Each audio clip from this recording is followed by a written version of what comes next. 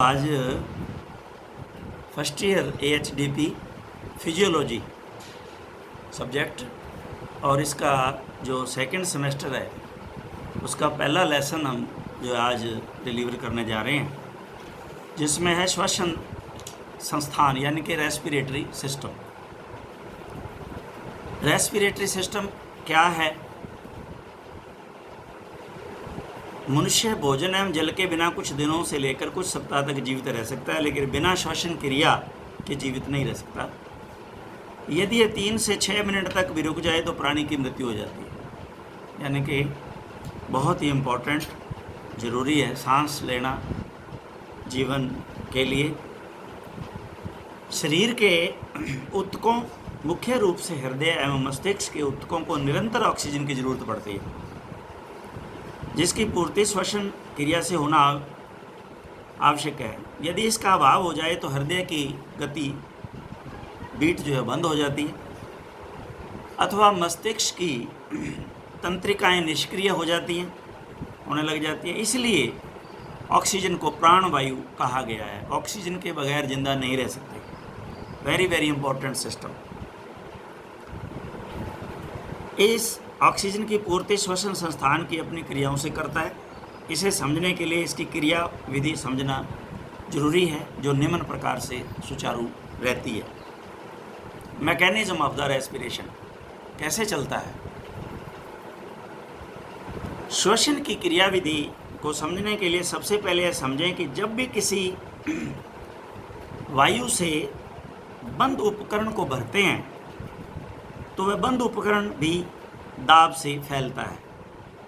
इस फैलने से उसमें उपस्थित वायु का दाब कम हो जाता है और बाह्य वायु अंदर चली जाती है, तथा जब वह सिकुड़ता है तो उसके अंदर वायु का दाब बढ़ता है और उसमें उपस्थित वायु बाहर चली जाती है। यही श्वसन क्रिया का सिद्धांत है। इसको समझने के लिए आगे हमारे पास डायग्राम बड़ा सुंदर दिया गया है। तो इसको समझने के लिए दो तरह की ये श्वसन क्रिया है। एक को कहते हैं इंस्पायरेशन, प्रश्वसन, और दूसरी को कहते हैं एक्सपायरेशन, निश्वसन। इंस्पायरेशन यानी सांस का अंदर लेना और एक्सपायरेशन यानी कि सांस का बाहर छोड़ना। पहले हम इंस्पायरेशन को डिस्कस करते हैं। प्रश्वसन में कई मांसपेशियों का संकुचन होता है और इस कार्य के लिए ऊर्जा की आवश्यकता होती है, इसलिए यह एक एक्टिव प्रोसेस है। दो तरह की क्रियाएं होती हैं, एक्टिव और पैसिव। तो ये एक्टिव प्रोसेस है, इसके अंदर एनर्जी की ज़रूरत पड़ती है क्योंकि इसमें मांसपेशियों का संकुचन करना पड़ता है, डायफ्राम फैलता है। इसमें निम्न क्रियाएं होती हैं। बाह्य इंटरकोस्टल पेशियाँ, कोस्टल कहते हैं रिब्स को, पसलियों को। इन दो पसलियों के बीच में जो स्पेस होता है उसे इंटरकोस्टल स्पेस कहते हैं, और जिससे जुड़ी रहती है मसल से, उनको इंटरकोस्टल पेशियाँ कहते हैं। और उनका संकुचन, कंट्रैक्शन होता है, जिससे पसलियाँ ऊपर की तरफ उठती हैं। आप जब इसको पढ़ोगे तो आप स्वयं सांस को फैला के देखना। जब सांस अंदर भरते हैं तो पसलियाँ बाहर की तरफ जाती हैं और डायफ्राम जो है वो नीचे की तरफ चला जाता है, तो यहाँ स्पेस ज़्यादा बढ़ जाता है, पसलियाँ ऊपर की तरफ उठती हैं, डायफ्राम नीचे की तरफ फैलता है। उक्त दोनों क्रियाओं से वक्षीय गुहा यानी कि थोरैकिक कैविटी का आयतन बढ़ जाता है। फेफड़े प्रत्यास्थपूर्ण यानी कि इलास्टिक होने के कारण, इलास्टिक तो पता ही है आपको,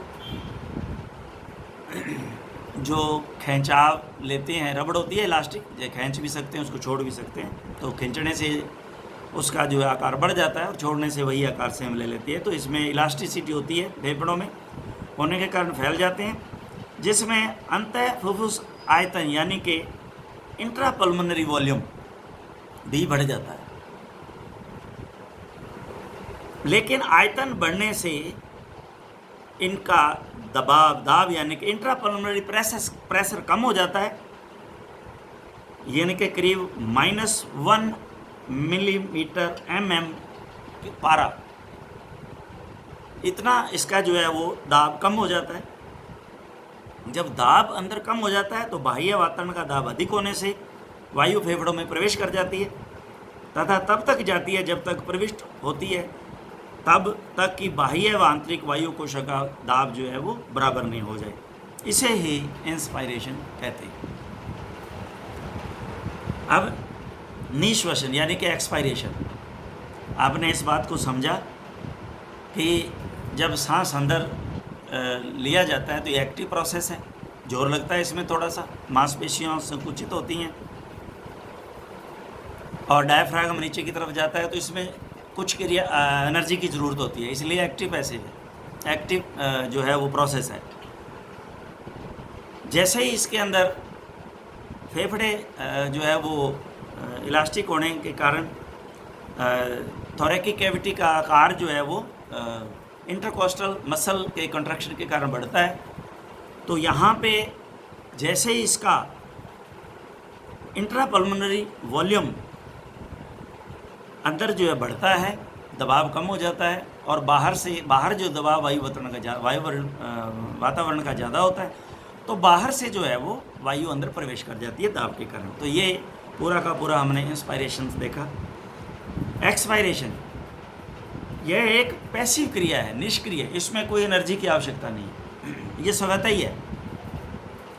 यह एक निष्क्रिय क्रिया, इस क्रिया में इंटरकोस्टल पेशियाँ व डायफ्राम दोनों ही शिथिल हो जाते हैं, पसलियाँ नीचे झुक जाती हैं।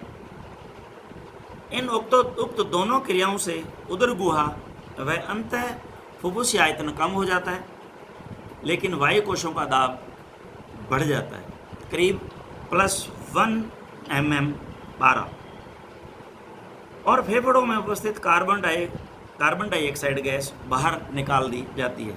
इसे ही एक्सपायरेशन कहते हैं।